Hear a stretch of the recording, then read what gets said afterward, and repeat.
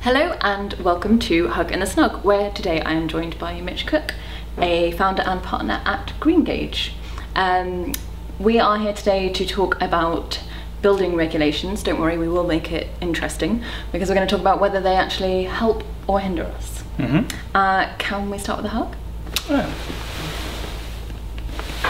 Fantastic. All right, let's get down to building regulations. So I do a little bit of work in the built environment for our clients. I know obviously this is an area that you work in with Greengage. I'm going to confess to you, it's quite overwhelming. Yes, it is. Because we have things like, could you hold some of these for me? So we have things like Part L, I've got another one here, Code for Sustainable Homes, BREEAM, SAP. Have I missed any? Are there more? There's lots of different acronyms, but these are pretty comprehensive. Have I managed to get the key ones? I think these are the key ones, yes. Okay. Definitely. Now, I was going to sort of go through and try and make some understanding of this, but I feel like that could take a very long time. So what we might do is just do some quick, handy definitions to go along with the Hug in the Snug. That would be helpful. Yeah. So let's take a sort of a bigger look at what are all these things trying to achieve? What's the purpose of these regulations? The purpose of the regulations, and there's a range of guidance out there as well, and best practice documents, is to promote a way of thinking and benchmarking sustainability. Now, sustainability can encompass lots of different things. These benchmarking tools that we have with us are primarily around kind of the environmental and social side of sustainability. Okay. And if we just look ahead, what's the objective? It sounds like a really simple question, but why do we need to be more sustainable in the way that we approach the built environment? Okay, the built environment is important because cities are growing. There is a increased trend in urbanisation.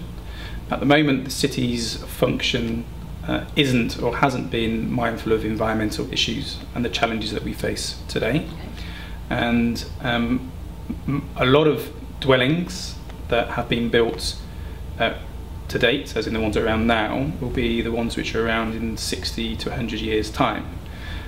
So we need to plan for new buildings, domestic and non-domestic, commercial buildings, schools and hospitals and restaurants and retail places. But we also need to make sure that the work that we do as a nation looks back and tries to make those buildings that have been built to date that aren't as sustainable better. Okay, so it's future construction and retrofit that we have to Correct. Think about, and all of this good stuff here is about getting people to think about it in a responsible, sustainable way, give them a kind of framework, some guidance for doing that, a way to see how they're achieving that against each other maybe and against a certain standard. Is that right? Yes, I mean the benchmarking tools, the Code for Sustainable Homes and BREEAM are principally benchmarking tools to allow comparison between similar or the same type of building types. So okay. Houses for Code, Sustainable Homes, and non-domestic dwellings for BREEAM. Okay, so the key question, is it all working? I think for all its faults, BREEAM and Code has delivered sustainability, or is encouraging people to think about sustainability when they are planning, building, and demolishing and recycling buildings around us. So I think the answer to that is yes. Okay, but I think I'd be right in saying, like you said, it's not without its faults. So what are the sort of challenges? Where is it not yet quite working? I think all benchmarking tools do have their own faults. These benchmarking tools don't always work for all buildings in all locations, and they give credit or allowance for buildings that are kind of close to transport networks. So if you're building something which is away from the town centre, then you are penalised automatically, even if you make the building very, very sustainable and environmentally friendly. So there are elements within it that penalise buildings that can't get those credits. Okay. So yes, so it has its faults. What would little experiment, let's take all of this, let's tuck it behind the chairs. What would the world look like if we did that?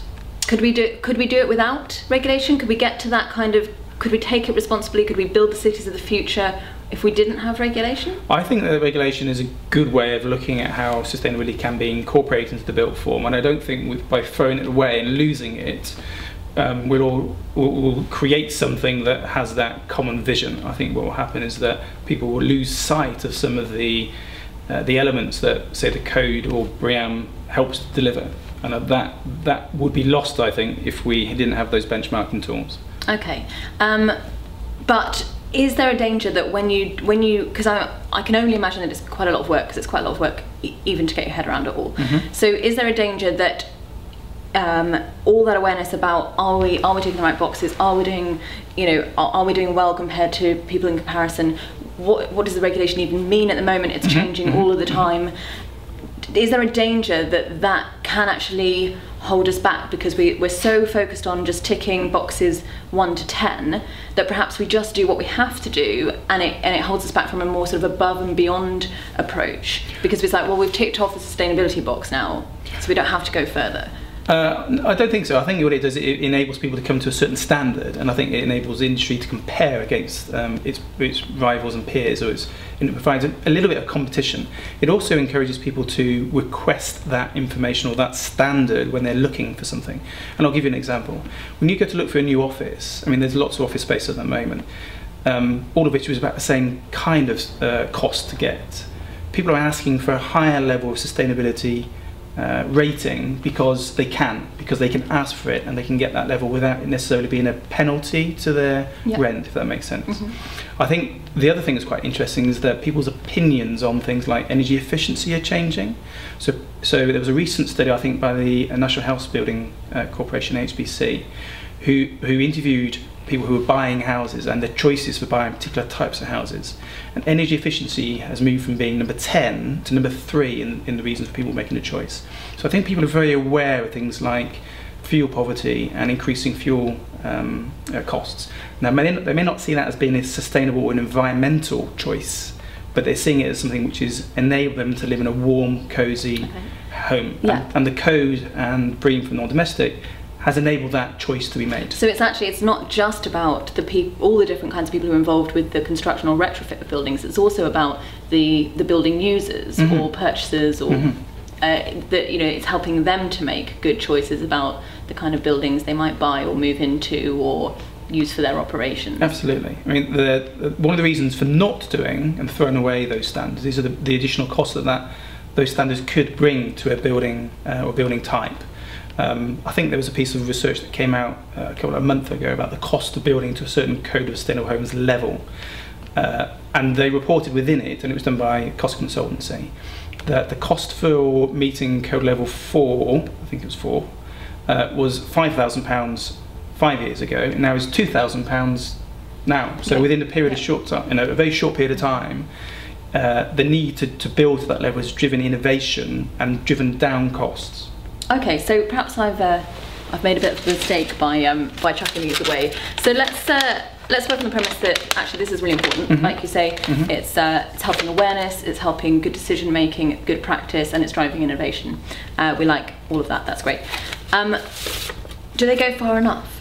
I mean, one of the sort of criticisms that I hear quite often is that there's too much focus on energy, for example, and of course, a sustainable built environment isn't just about absolutely energy. I mean, there's a review at the moment about whether the Code of Sustainable Homes is constraining innovation, constraining building and building new homes, which we desperately need in this country.